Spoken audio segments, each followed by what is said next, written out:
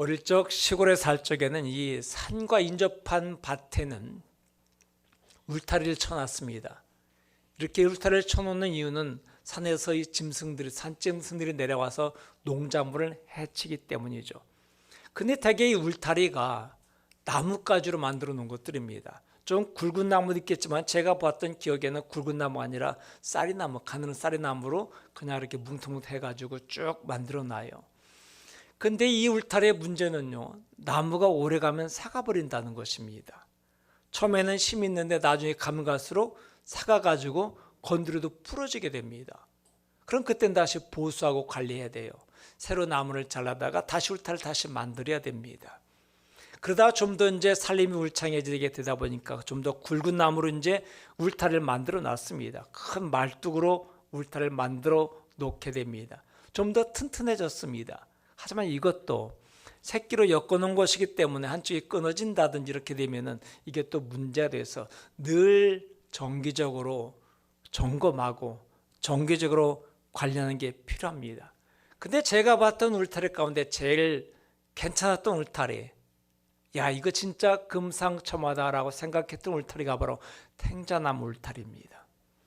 이 탱자나무가 얼마나 질긴지 잘 부러지지도 않아요. 게다가 가시도 굉장히 길어요. 단단합니다. 그러니까 짐승들이 왔다가는 탱자나무 때문에 이 옴짝달싹 못하고 들어오지도 못합니다. 그래서 아주 튼튼한데 이 탱자나무가 봄, 여름, 가을에는 파랗지만요, 겨울에는 잎사귀가 떨어져 버리고요, 앙상가지만 남는데 그래도 이게 철망 역할을 해요. 그래서 최고의 울타리가 아닌가 싶습니다. 근데 요즘에는 이제 이런 것도 안 하죠. 왜냐하면 철망이라는 게 나왔기 때문에 말입니다. 그래서 더 오래 갈 수 있습니다. 하지만 철망이라 할지라도 이 울타리를 정기적으로 보수하지 않으면 안 됩니다. 누군가가 카타로 끊어놓을 수도 있겠고요. 오래되다 보면 이게 이제 산화가 돼가지고 녹슬어서 부러질 수 있기 때문에 그래요. 그래서 어떤 때는 이 울타리를 이 여우나 멧돼지가 파헤쳐 놓음으로 말미암아 통로가 만들어지기도 합니다. 그래서 다른 짐승들이 이 울타리를 타고 들어와서 농작물을 망치게 됩니다. 성경도 말합니다. 이 포도원 울타리를 여우가 헐려고 한다라고요. 지금도 여우 같은 이 사탄은 어떻게 하면 우리의 행복의 울타리를 자꾸 허물려고 그래요. 하나님께 우리 인생을 주실 때에 인생에게 울타리를 만들어 주십니다. 근데 이 울타리 역할은 보호 역할입니다. 근데 사람들은 이 울타리를 보호막이라 생각하지 않고 족쇄라 생각하는 경우가 참 많아요. 왜 하지 말라 하는 거지? 왜 먹지 말라 하는 거지? 애들은 그래요. 먹지 말라 하면 더 먹고 싶어져요. 하지 말라 하면 더 하고 싶어지고, 이것이 인간의 죄성인 것이죠. 하나님께서 우리 인생을 만드시면서 주셨던 선물들이 참 많습니다. 그리고 이 선물들은 너무나 좋기 때문에 어떤 제한선을 두지 않으면 망가지기에 제한선을 둡니다. 약이란 게 그렇잖아요. 약이란 게 적당하게 취하게 되면 우리 몸에 건강에 도움을 줍니다만 넘어서면 한계를 넘어서면 도리어 독약이 됩니다. 보약이 독약이 되는 것은 그 수치를 넘어설 때입니다. 그래서 이것이 보약이 되기 위해서는 바로 이 울타리의 경계선을 잘 지켜야 되는 것이죠. 우리 인생 가운데 하나님께서 우리에게 주신 아름다운 선물, 큰 행복의 선물이 있습니다. 그리고 이 행복과 더불어 행복이 유지되기 위해서는 바로 반드시 울타리를 주셨습니다. 그 중에 하나가 바로 성입니다. 남성과 여성 말입니다. 이 성에 대한 주제는 참 교회 강단에서 말하기 좀 쉽지 않은 것이기도 해요. 왜냐하면 우리나라는 유교 문화가 강하기 때문에 유교 문화에서는 성에 대해서 금기시합니다. 말하는 걸 꺼려하고요, 말하는 걸 부끄러워합니다. 자꾸 숨기려 합니다. 그러다 보니 교회 강단에서 성에 대한 이야기를 참 하기 어려웠고 힘들었고 그냥 넘어갑니다. 그러다 보니 어떤 문제가 생기느냐, 성을 제대로 인식하지 않기 때문에 그냥 방치되기 때문에 밖에서 들은 이야기가 전부가 되어버린 경우가 많습니다. 근데 분명히 성경은 성에 대한 이야기가 무진장 많아요. 하나님께서 처음에 인간을 만드실 때에 남성과 여성으로 만드셨습니다. 남성과 여성, 성이 거기에 존재합니다. 그리고 결혼이라는 제도를 두고서 가정을 이루게 하시고 가정에서 아이들이 탄생하는데 이 아이들은 성과 무관하게 탄생하는 게 아닙니다. 부부간의 성 관계를 통해서 탄생하게 되어 있는 것이죠. 그리고 이 탄생의 비결 가운데는요, 이 성에 대한 즐거움이 함께 포함되어 있다는 것입니다. 그런데 문제는요, 이 즐거움이 과도하게 선을 넘어서게 되면 쾌락과 타락이 되어버려요. 참 좋은 건데, 보약인데 도가 넘어서면 독약이 되는 것처럼 우리 인생에 굉장한 즐거움인데 이 즐거움이 도가 넘어서 버리면 도리어 행복이 불행이 되어버리는 경우가 있더라는 것입니다. 그래서 바로 주님께서는 이 성에 대해서도 울타리를 만드셨던 것입니다. 그런데 요즘 세상은 성에 대해서 굉장히 개방적입니다. 이것은 문화가 발달했고 문명이 발달했기 때문에 성적인 것도 발달했다 생각하지 마시기 바랍니다. 왜냐하면 지금보다 훨씬 이전에 수천 년 전에도 성은 개방적이 됐어요. 그런데 역사를 가만히 보면요, 이 성에 대한 개방성이 어떤 때는 보수적으로 바뀌어버립니다. 로마 시대는 엄청 타락했습니다. 그래서 그냥 공공연하게 행해지기도 했었습니다. 그런데 이 시대가 결국 어떤 결과를 가져왔느냐, 가정의 해체를 가져왔고 가정 해체가 사회적 해체를 가지고 국가 해체를 가져다 보니까 이건 지켜야 되겠구나 생각해서 다시 보수로 돌아가요. 그러다가 이 성에 대한 즐거움을 만끽하고 싶은데 너무 보수적인 제도가 되다 보니 자꾸 개방으로 가다가 또 사회가 무너지면서 다시 보수로 돌아섭니다. 여러분, 이걸 볼 때 성의 개방이 곧 문화적이고 성에 대한 보수가 비문명적인 것은 절대 아니라는 것입니다. 하나님께서 우리에게 즐거움도 주셨지만 이 울타리를 제대로 지켜나갈 때에 우리는 행복할 수 있는 것이고 이 행복은 지속적으로 유지될 수 있다고 말씀하십니다. 그렇게 우리는 바로 이 울타리를 다시 한번 점검할 필요가 있는데 이 울타리를 성경적 관점에서 점검해 보기 원합니다. 오늘 다룰 주제는 바로 폭력과 성입니다.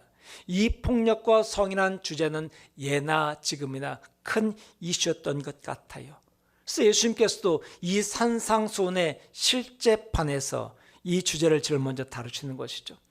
우리는 지난주에 폭력에 대해 다뤘습니다. 분노라는 것은 그냥 육체적 물리적 폭력만 폭력이 아니라 언어적 폭력도 폭력이요, 분노조차도 폭력이라는 것을 우리는 나눴습니다. 오늘은 이 성에 대한 주제를 다루게 될 것입니다. 이 성과 함께 가정도 함께 포함시키겠습니다. 이 성이 얼마나 아름다운 것인지 알면서 우리가 성에 대해서 어떻게 이 울타리를 지켜드릴 것인지, 그리고 이 성의 울타리를 어떻게 점검해 드릴 것인지를 찾아봄으로 말미암아 주께서 주신 즐거움이 이것이 독약이 되지 않기를 바라겠고, 또 잘못 우리가 너무나 보수적인 폐쇄적인 나머지 하나님께서 허락하신 것조차도 그 많은 이 금욕주의자가 되지 않기를 바랍니다. 그렇게 함으로 말미암아 주께 주신 이 행복을 함께 찾아 누리는 저와 여러분 되길 간절히 바랍니다. 그렇다면 여러분, 행복을 위해서 우리가 점검할 사항은 무엇일까요? 무엇을 점검해야 될까요? 첫 번째, 선물의 관리 상태를 점검해야 됩니다. 선물의 관리 상태, 다시 말해 선물을 책임 있게 관리하고 있는가? 책임 있게 관리하고 있는가? 예수님께서 먼저 이 성에 대해서 말씀하시는데 이 성은 하나님이 주신 선물이자 축복입니다. 선물이자 축복이에요. 그런데 이걸 잘못 관리함으로 말미암아 이 축복이 독이 되어버리고 만 것입니다. 복이 독이 됐습니다. 그래서 예수님께서는 당시에 무너진 울타리를 보시면서 이 복이 도리어 독이 된 걸 보시면서 우리에게 말씀해 주신 것입니다. 이 울타리를 잘 점검하라고요. 선물의 관리 상태를 점검하라고. 자, 27, 28절 보실까요? 함께 했습니다. 또 간음하지 말라 하였다는 것을 너희가 들었으나 난 너희에게 이르노니 음욕을 품고 여자를 보는 자마다 마음에 이미 간음하였음이니라. 간음이라는 것은요, 성이라는 선물을 잘못 관리한 상태입니다. 여러분, 간음이 뭔가요? 간음이란 부부가 아닌 남녀가 성관계를 갖는 걸 말합니다. 성관계를 갖는 것입니다.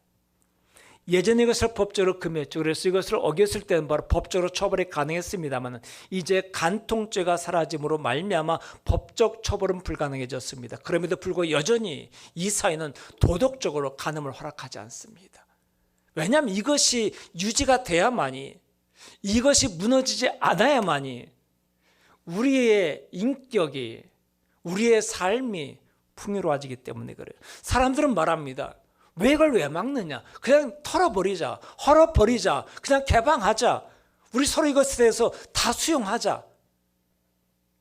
이게 사람들에겐 즐거움 같지만요, 역사상으로 볼 때 이렇게 했던 시대가 좋았던 시대가 없었습니다. 결국 가정이 무너져 사회가 무너집니다. 그러기에 이것은 최소한도 울타리는 치자 이 얘기입니다. 이 울타리만큼 우리가 보존시키자 이 얘기입니다. 당시에는 행동을 하지 않으면 괜찮다 생각합니다. 관계 갖지 않으면 괜찮다 생각합니다. 그래서 사람들은 큰소리 치는 이들을 향해서 예수께서 말씀하십니다. 아니다. 행동하지 않았을지라도 마음에 음욕을 품는 것도 이미 간음과 마찬가지다. 여기서 우리는 음욕과 성욕의 차이를 좀 구별을 해야 됩니다. 이건 좀 구별해야 돼요. 여러분, 성욕이란 하나님께서 우리에게 주신 선물이에요. 성적인 욕망 말입니다. 이 욕망이 있고 이 욕망엔 즐거움이 있습니다. 이 즐거움은 주께 주신 선물이라는 것입니다. 이것이 없다면 부부가 잠자리 같이 하지 않습니다. 어떤 분들은 여러 가지 이유 때문에 이 욕구가 없는 분들도 있어요. 그런데 남편의 욕구가 그 여자가 없는 경우나 여자 있는데 남편이 없는 경우 굉장히 힘들어집니다. 이것은 어떤 하나의 어떤 이유 때문에 그런 일이 생기기도 합니다만은 그 이유는 다 밝힐 수가 없겠지만 말입니다. 이것은 선물입니다. 부부간에 이런 욕구가 있다는 것은 굉장히 건강하다는 의미입니다. 그래서 성경은 말합니다. 부부간에 이 성적인 욕구를 제한시키지 말아라. 물론 상대를 배려해야 되겠죠. 그래서 건강 상태나 심리 상태에 따라서 욕구가 사라진 경우도 없잖아 있습니다. 그런 경우는 좀 더 배려해 주는 게 필요합니다. 근데 우리가 생각할 때 이 성적 욕구는 부부간일지라도 이걸 자꾸 제한시키는 것이 거룩한 것이고 제한시키는 게 신앙이라 잘못 생각하고 있는 것입니다. 이것은 금욕주의자들의 생각입니다. 성경은 부부간의 성에 대해서 마음껏 즐기라고 말씀하십니다. 하지만 자신의 건강 상태나 모든 심리 상태를 고려해서 그 한계 내에서 말입니다. 하지만 음욕이라는 것은요, 음욕은 달라요. 음욕은 음탕한 욕심을 채울 목적으로 상대를 바라보는 것입니다. 음탕한 목적입니다. 마음의 동기부터 다른 거죠. 단순히 성적 매력을 느끼는 것을 벗어나서 나쁜 목적을 가지는 것입니다. 여러분이 성적 매력을 느끼는 것에 있어서는요, 내 아내에게서만 성적 매력을 느끼는 게 아니라 다른 이성에서 느끼는 건 당연한 것입니다. 이걸 울타리를 쳐서 관리하는 게 우리의 몫인 것이죠. 이런 성적 욕구가 일어난다는 것 자체가 잘못은 아니라는 것입니다. 하지만 이것을 넘어서서 음욕까지 가는 게 문제라는 것입니다. 다른 성에 대해서 매력을 느끼는 것까지는 괜찮지만 거기서 멈춰지 더 이상 가면 음욕이 된다는 것입니다.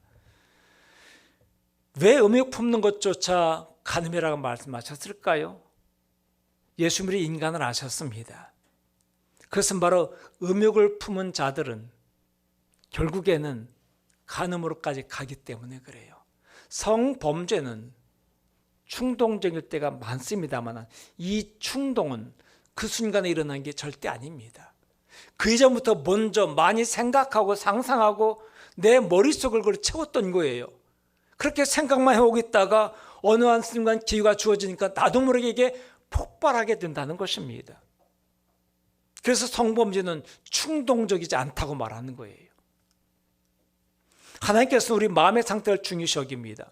행동으로 옮기지 않았으니까 상관없다가 아닙니다. 네 마음속에 이런 나쁜 마음 가진 것 자체가 나쁜 것이다. 그래서 하나님께서는 우리에게 주신 성이라는 선물을 책임 있게 관리하라고 말씀하십니다. 책임 있게 관리해라. 여러분, 성은 즐거움입니다만 그러나 책임 없는 성은 불행의 씨앗이죠. 요즘 청소년들 참 이거 성적인 욕구 제어하기 쉽지 않습니다. 왜냐하면 육체적으로 호르몬이 활발하게 만들어진 때이기 때문에 그래요. 그래서 이때일수록 애들한테 운동을 많이 시키고 다른 것들을 많이 좀 하도록 해야 됩니다. 안 그러면은 자꾸 어두운 곳에 가게 되고 혼자 있게 되면서 성적 상상을 하게 되기 때문에 그래요. 그런데 이것을 제대로 가르치지 않으니까 그냥 무방비 상태로 성적인 관계를 즐기다가 임신하게 되고, 이걸 해결할 줄 모르니까 그냥 나와서 버리게 되는 경우, 이런 경우가 생기게 되고, 너무 어린 나이에 버리진 않았지만 낳았지만 키울 능력이 안 되다 보니까 방치해서 결국은 또 죽어버리게 되는 이런 경우까지 생기게 됩니다. 이뿐만 아니라 우리가 건강한 성인이라 할지라도 이 성에 책임을 짓지 않는다면 가정이 파괴되고 사회가 파괴됩니다. 사탄은 지금도 성의 개방성이라는 이 타이틀을 가지고 성의 울타리를 무너뜨리려고 그래요. 그래서 책임지지 말라 말합니다. 무엇하러 책임지냐? 책임 없는 사회 만들자라고 말합니다. 하지만 책임 없는 사회는 파멸로 갈 뿐입니다. 우리가 먼저 중요한 것은 바로 하나님께 주신 선물인 성을 책임 있게 관리되고 있는지 점검해 봐야 됩니다. 두 번째 또 우리가 점검할 사항은 상상력의 관리 상태입니다. 상상력의 관리 상태. 선물을 잘 관리하고 있는지 봤다면 이제는 우리의 상상력을 잘 관리하고 있는지 점검해 보라는 것입니다. 왜냐하면 우리 상상력이 결국은 우리의 행동력을 낳기 때문에 그래요. 바로 예수님께서는 강력한 표현을 써가지고 이렇게 말씀하십니다. 자, 29절 30절 볼까요? 함께 했습니다. 만일 네 오른이 너로 실족하게 하거든 빼어내버리라. 네 백체 중 하나가 없어지고 온몸이 지옥에 던져지지 않는 것이 유익하며, 또한 만일 네 오른손이 너로 실족하게 하거든 찍어내버리라. 네 백체 중 하나가 없어지고 온몸이 지옥에 던져지지 않는 것이 유익하니라. 하나님께서 제시하신 방법은, 관리 방법은요, 내버리는 겁니다. 눈이 범죄하거든 눈을 빼버리고, 손이 범죄하거든 손을 잘라버리고, 이 말씀을 액면 그대로 받아들이면 무시무시한 것이 됩니다. 그런데 이 말씀을 그대로 받아들여서 실제로 옮긴 사람들도 없잖아 있어요. 한눈 빼버린다든지 왼쪽 손목 잘라버린다든지 이런 경우도 없잖아 있었습니다만은, 지금 주님께서 정말 이걸 말씀하셨을까요? 우리가 실수하지 않을 수 없는 자들입니다. 실수할 수 있습니다. 근데 그 실수 때문에 다시는 돌이킬 수 없는, 눈을 빼버리거나 손목을 잘라버리는, 다시 돌이킬 수 없는 일을 한다면 우리가 달라진 다음에는 어떻게 되겠냐는 것입니다. 이 말씀은 좀 신중하게 받아들여야 됩니다. 이 말씀만요, 예수님께서 말씀하시는 이 죄가 얼마나 심각한지를 우리에게 경고하신 거예요. 그래서 눈이란 보는 것입니다. 즉 다시 말하면 상상력이에요. 손은 행동을 의미합니다. 쉽게 말해 상상하는 데서 행동이 나온다는 것입니다. 성적으로 상상하면 모든 것이 성적으로 보이게 돼 있어요. 그리고 행동조차 그렇게 하게 된다는 것입니다. 악한 눈으로 바라보면은요, 모든 것이 악한 행동이 나오게 돼 있습니다. 그러니까 우리 생각의 주머니를 건강한 생각으로, 고운 생각으로, 아름다운 생각으로 자꾸 채워줘야 됩니다. 그러기 위해서 필요한 것이 바로 아이들에게 보는 것도 우리가 골라서 보게끔 하는 것도 굉장히 중요한 것입니다. 왜냐하면 봄으로부터 상상이 되거든요. 또 이 봄으로부터 상상되기 때문에 이 상상이 결국 행동으로 나타나기 때문입니다. 그래서 구약의 당대 의인이었던 욥은 이렇게 고백합니다. 내가 내 눈과 약속하였나니 어찌 처녀에게 주목하랴. 당대 의인이었습니다. 그런데 의인이었던 욥마저도 이것만큼 내가 감당할 수 없는 분야다, 그러니 난 아예 쳐다보지도 않겠다는 것입니다. 이 성적인 문제는 내가 스스로 조절할 수 있는 이런 것이 아니라는 것입니다. 내 힘으로 어찌할 수 없는 것이라는 것입니다. 그러게 욥도 말합니다. 차라리 보는 걸 내가 관리하겠다. 상상력을 관리하겠다. 바로 이것입니다. 이 선을 그어놔야 돼요. 우리의 눈을 보호해야 됩니다. 여러분, 어떤 때는 눈에 보이는 걸 막을 수 없을 때도 있어요. 다윗이 그랬죠.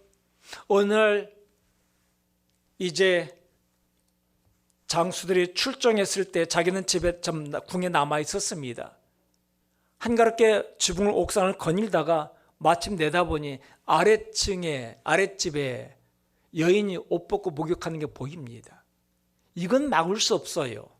너희 거기서 그러냐 할 수 없습니다. 왜? 자기는 울타리를 쳐놓고 했기 때문에 말입니다.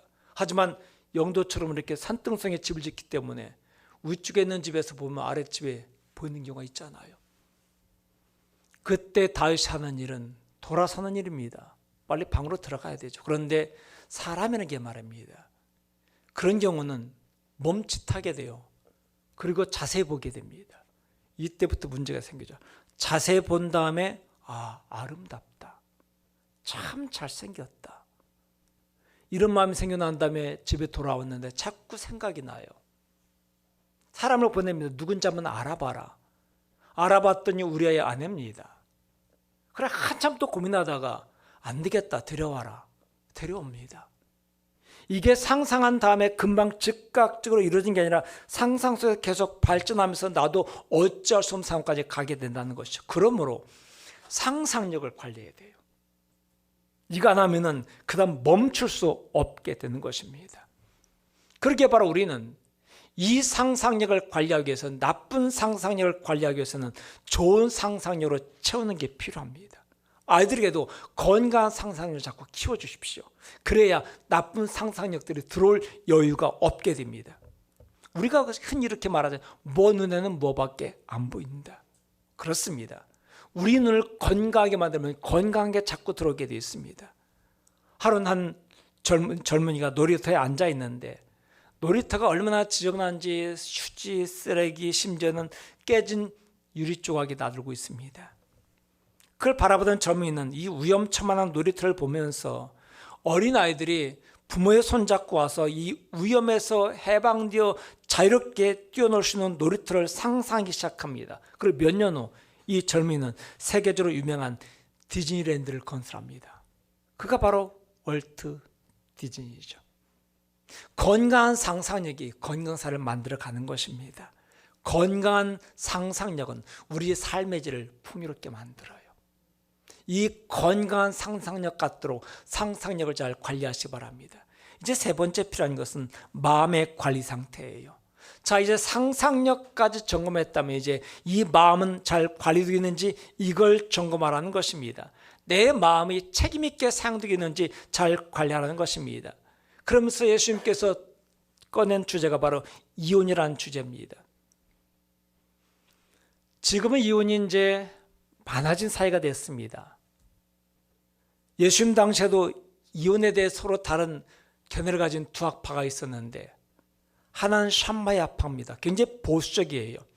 부부간의 부도덕한 문제, 성적인 문제 외에는 이혼할 수 없다고 말하는 게 바로 이 샴마이 학파입니다. 반면에 이 좀 자유적인 힐렐 학파는 달랐습니다. 굉장히 느슨합니다.